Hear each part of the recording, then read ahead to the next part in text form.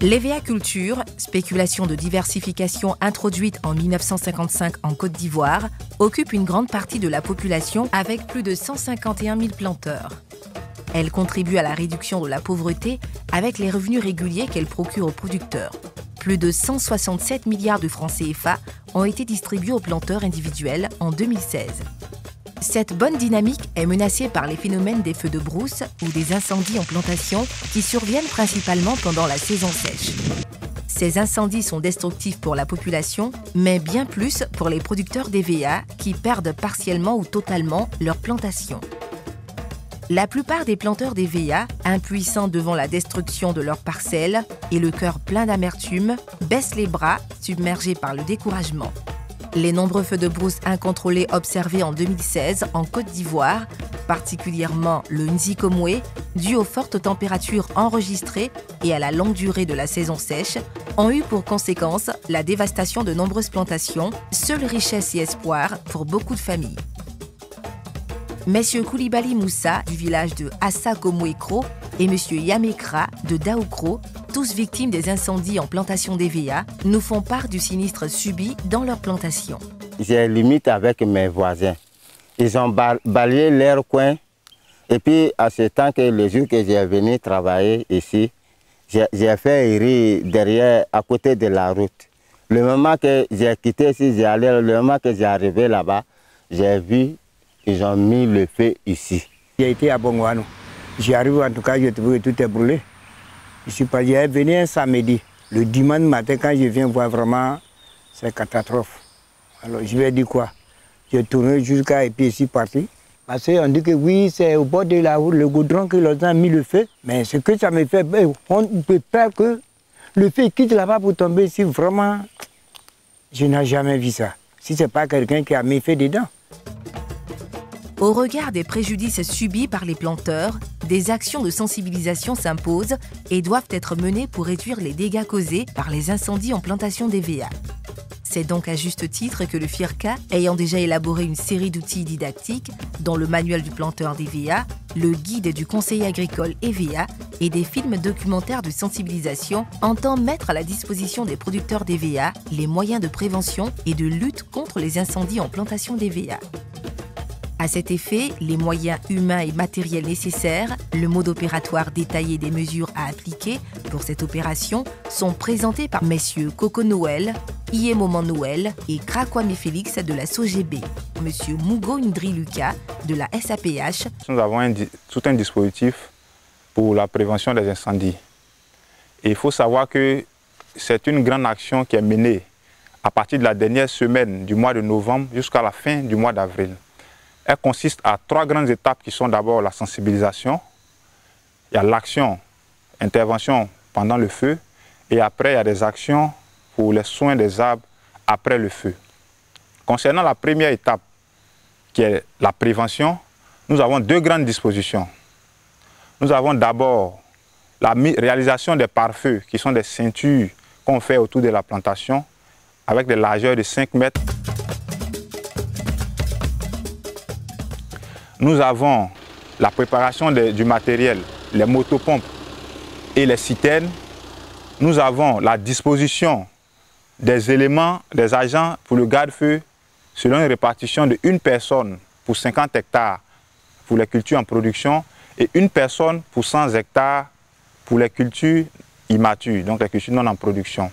Et à côté de ça, nous mobilisons aussi le matériel, les vélos, les sifflets, les fire-buters, les seaux, les machettes, tout ce qu'il faut pour commencer l'intervention incendie.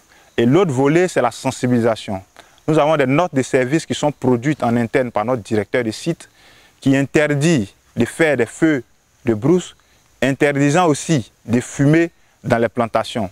Et puisque nous vivons ici avec des populations riveraines, il y a le service chargé de la sûreté qui fait des tournées dans les villages pour informer aussi les populations riveraines de ce qui n'est pas bon, il serait dangereux de faire des feux autour des plantations. Et à côté de cela aussi, nous faisons ce qu'on appelle des brûlis sous contrôle. C'est-à-dire qu'il y a des zones qu'on arrive à faire des brûlages contrôlés avant même la mise à disposition du matériel. La seconde étape commence précisément à la fin du mois de décembre, alors autour du 21 décembre, nous commençons la seconde étape. Et là, nous avons fait déjà les dispositions des gardiens sur la carte. Et pendant la saignée, il arrive qu'on peut perdre du latex, soit par négligence du seigneur ou en temps de pluie. Ce latex perdu va s'appeler le cachou de terre parce que ça va se retrouver au pied de l'arbre. Et ce cachou de terre peut constituer un danger pour l'arbre si on ne l'enlève pas. Parce que s'il y a un cas d'incendie dans la parcelle, ce cachou de terre va constituer un foyer et va détruire le VA. C'est pour cela que pendant la saignée, il est conseillé d'enlever ces cachous, le stocker ailleurs. Pour pouvoir intervenir en cas d'incendie, il faut avoir du matériel, du personnel, du matériel. On va présenter le matériel du cycliste. Le cycliste, il est équipé d'un vélo, un vélo qui va lui servir à faire la ronde pour sa surveillance en fait.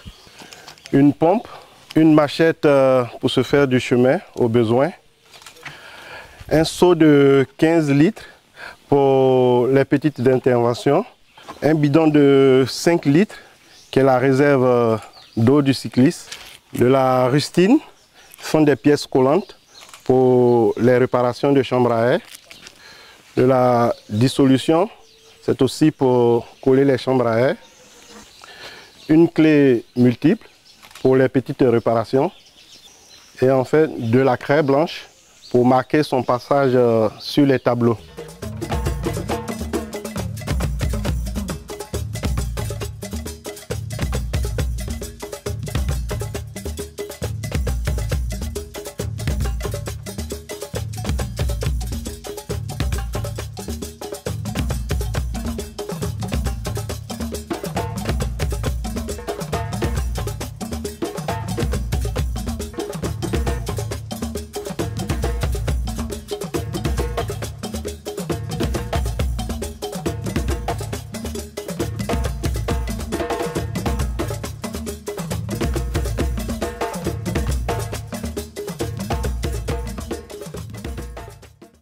Avant son départ, il va marquer l'heure de départ pour son premier tour.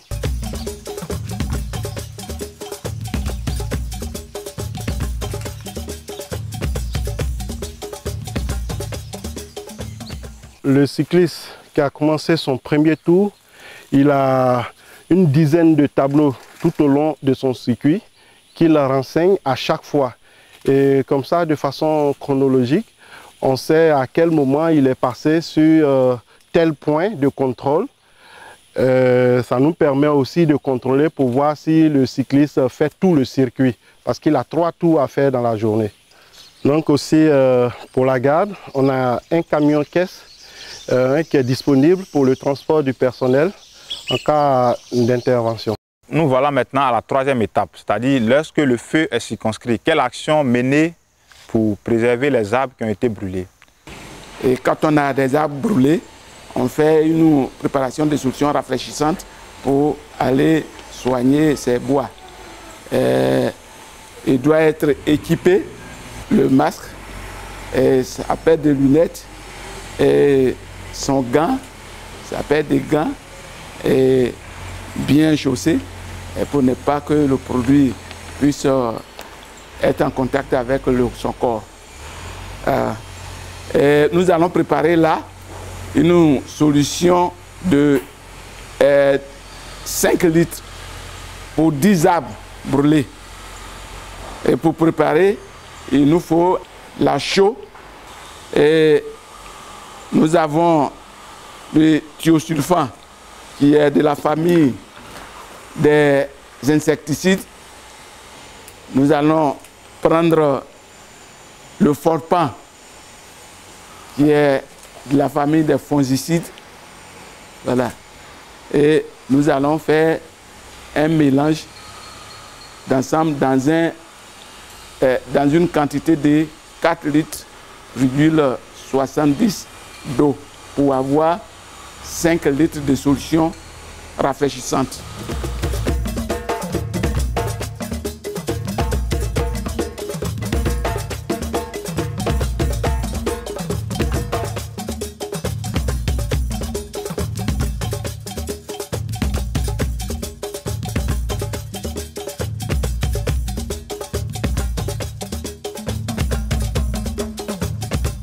Le produit que nous venons de préparer, c'est pour les arbres brûlés.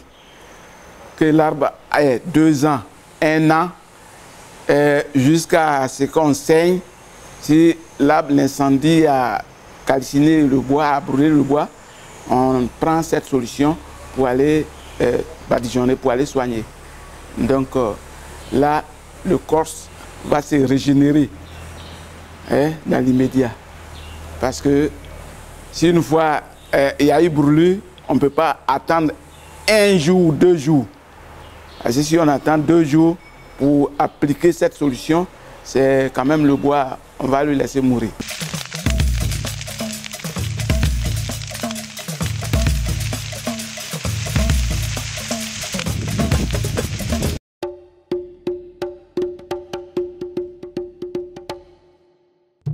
Au niveau des villages, à côté des mesures individuelles prises au niveau de chaque plantation, des actions préventives peuvent être mises en œuvre au niveau des communautés villageoises. Cela peut se traduire par la création de comités de surveillance dans le village pour prévenir et faire face au déclenchement d'un éventuel feu par un tiers. C'est le cas de la population de Assa Komoekro, comme nous l'explique un membre de ce comité. Ici, il y a beaucoup d'Intini. Et les Intini aussi, ils ont les chefs. Chaque Intini a les chefs. Maintenant, s'il y a au moins il y a un problème, on convoque les chefs. Maintenant, on vient s'asseoir, on prend des décisions. Si tu arrives, tu vas au champ ou tu ne vas pas au champ, le comité t'arrête. Maintenant, on te fouille. S'ils ont vu boîte d'admettre sur toi, on a une amende qui paye ça. Pour que affaire de feu, ça va arrêter. Et on a mis un comité, le comité est là. Si on te trappe à la sortie ou bien de l'autre côté, on vient sur le chef et puis tu payes amende. En outre, pour le matériel physique et humain que certains producteurs peuvent utiliser et qui sont recommandés, M. Mugo Ndriluka, assistant culture production de la SAPH, nous en donne des précisions. En toute politique de lutte, il est prouvé que la partie prévention est la moins coûteuse et la plus efficace. Et alors, ce que nous pouvons demander aux planteurs, c'est de réaliser des pare-feux. Il faut que ce soit une obligation pour eux de réaliser des pare-feux et aussi en créant un dispositif de contrôle et de surveillance de leur plantation. Il peut y avoir pour certains des gardiens, pour d'autres certains seigneurs, mais dans tous les cas, il faut qu'il y ait une équipe sur place qui veille sur la plantation pendant la grande saison sèche. Et à côté de ça aussi, nous pouvons leur demander de s'organiser pour des planteurs de la même zone qui partagent la même difficulté, les mêmes contraintes, de s'organiser pendant les saisons sèches pour mettre une équipe solide en place afin de pouvoir s'échanger les informations et de prévenir efficacement le feu. Car après le feu, généralement, ça devient difficile. Après les dégâts importants causés par les incendies en plantation d'EVA, les producteurs ne bénéficient pas systématiquement d'aide des structures étatiques, des sociétés ou des organisations agricoles dans le but de relancer leur activité véhicole pour assurer la replantation de leurs vergers. Cependant, des suggestions sont faites aux planteurs pour la prévention des incendies dans leurs plantations. La première disposition, c'est de permettre que les producteurs et tout le monde, tous ceux qui sont dans les domaines ruraux, puissent utiliser les feux précoces. Les feux précoces, ce sont les feux qui sont mis en début de saison sèche. Au moins, la végétation naturelle n'est pas encore véritablement totalement sèche. Les feux précoces permettent donc de réduire le combustible lorsque la saison sèche va s'installer véritablement, et saison sèche qui engendre donc des conditions qui sont favorables donc au développement de feux nocifs, de feux dangereux comme on le constate chaque année. En termes de recommandations, ce sont des dispositions à prendre, des dispositions préventives. Lorsque la saison sèche arrive, elle est accompagnée d'une saison, disons, de grands vents. Ça coïncide avec la période de l'harmattan. Donc toute étincelle peut engendrer donc, des foyers d'incendie. Il faut faire en sorte qu'il n'y ait pas de feu allumé. Prendre toutes les dispositions nécessaires pour éviter que le feu le feu ne survienne. Parce que lorsque le feu arrive, avec le peu de moyens, les moyens dont nous disposons, on est vraiment dans l'impossibilité de l'arrêter. Parce que le feu, tant qu'il y a le combustible, le feu va continuer d'évoluer. La Sodexam élabore un bulletin dénommé Bulletin risque feu de brousse, qui est édité chaque année en début de saison sèche. Généralement, nous commençons les premières éditions à partir du mois d'octobre jusqu'en mars, avril. Et ce bulletin donne un certain nombre d'informations, d'abord en termes de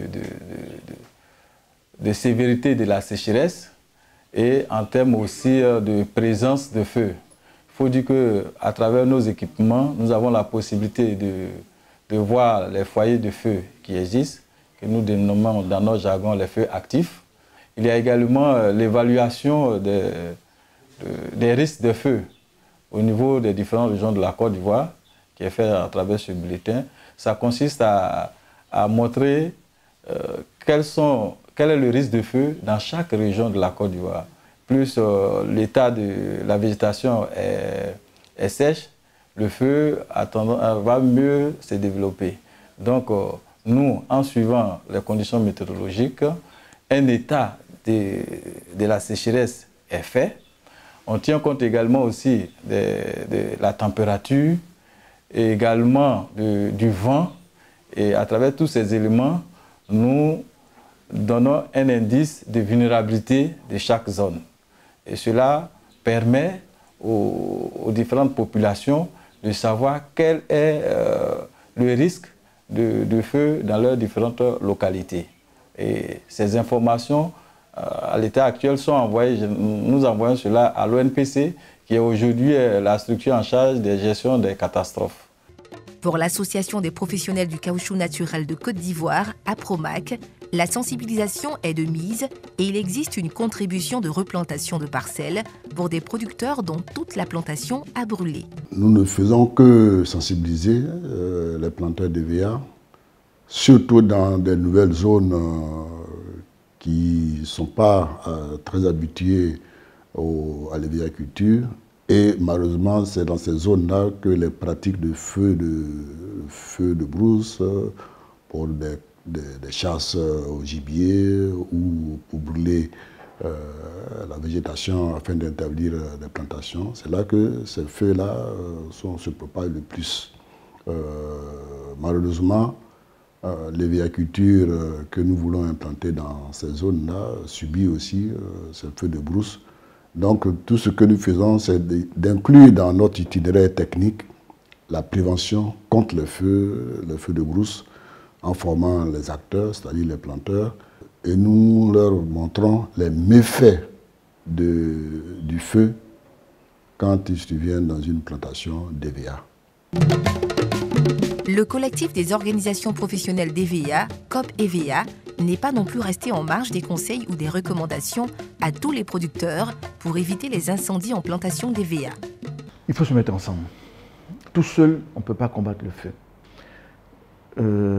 Et je pense qu'il faut qu'il y ait une solidarité commune et que les gens comprennent que le feu, ce n'est pas une affaire personnelle, ça regroupe tout le monde. Pourquoi ne pas mettre en place un comité de surveillance dans le village même en question? Parce qu'un feu qui arrive, c'est vrai, ça peut attaquer ma plantation, mais ça peut détruire un village. Donc s'accorder avec le chef du village, mettre en place un comité de surveillance et surveiller les parcelles durant la saison sèche. Et surveiller, c'est quoi? C'est mettre des points de contrôle, c'est mettre des personnes en rotation matin, midi et la nuit. Hein, donc faire trois rotations des personnes qui surveillent les plantations pendant 3 mois et faire en sorte que ces personnes soient intéressées, soient rémunérées. Et je pense que c'est comme ça qu'on peut s'en sortir. Parce qu'un feu, ça ne prévient pas. Et on ne peut jamais dire que moi, je suis à l'abri du feu. En plus des recommandations données par les structures compétentes, l'assurance des plantations peut constituer une option judicieuse et utile pour amoindrir les pertes du planteur après le passage d'un incendie et permettre éventuellement la replantation de la parcelle sinistrée. Au niveau de l'EVA-culture, donc nous avons décelé des risques Donc, le premier risque que nous avons décelé, c'est le risque d'incendie. Le second risque que nous avons décelé, à côté de l'incendie, nous associons un autre risque qu'on appelle la responsabilité civile agricole. Et le troisième risque que nous avons décelé, c'est le risque de casse dû au vent. Et le quatrième risque, c'est le risque de maladie qu'on appelle les risques phytopathologiques. Exemple par exemple, FOMES. Voilà. Donc, nous prenons par exemple le premier risque, ou bien les deux premiers risques. Le premier risque, c'est le risque incendie. Le risque incendie pour 1 hectare, globalement, vous payez autour de 12 000 francs. Globalement, de 12 000 francs. Pour le risque responsabilité civile agricole, vous payez autour de 15 000 francs. Voilà. Donc, quand vous associez les deux, je dirais les deux risques, vous faites autour de 30 000 francs. Mais nous tenons à préciser que ce n'est pas linéaire. Le calcul ne se fait pas de façon linéaire.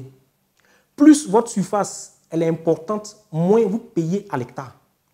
Il est important aujourd'hui que les exploitants agricoles s'assurent, qu'elles prennent des renseignements pour assurer leurs exploitations. Vous assurez votre exploitation, vous êtes tranquille. Vous n'assurez pas votre exploitation, vous vous mettez vous-même en danger. En cas de destruction, que feront toutes ces familles-là? En cas de destruction par le feu, que feront ces familles? Vont-elles abandonner la culture de l'EVA? Non. Il s'agit aujourd'hui d'assurer les plantations et nous invitons, nous exhortons les différents exploitants agricoles de Côte d'Ivoire, que ce soit au niveau de l'EVA, que ce soit au niveau du palmier à huile, du cacao, du café, que ce soit au niveau du coton, des vivriers, à se rapprocher de notre structure afin de pouvoir assurer leurs exploitations. Le feu détruit complètement les arbres d'EVA en chauffant l'écorce et fait coaguler le latex dans les vaisseaux laticifères. L'écorce est ensuite envahie par les insectes et les champignons opportunistes qui amplifient les nécroses. Nous gagnerons donc à éviter les incendies dans les plantations ou à les détecter rapidement afin de réduire leur impact.